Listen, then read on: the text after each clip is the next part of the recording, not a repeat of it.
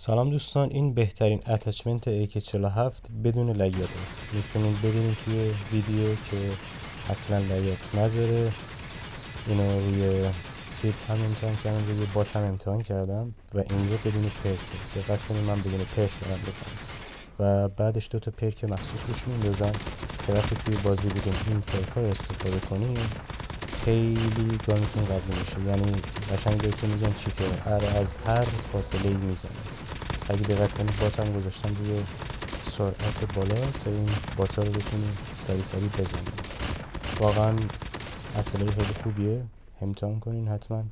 اگه دوست داشتین ویدیو از تمام اسلحه‌ای که قویان و میتونید این سیزن استفاده کنید براتون بذارم.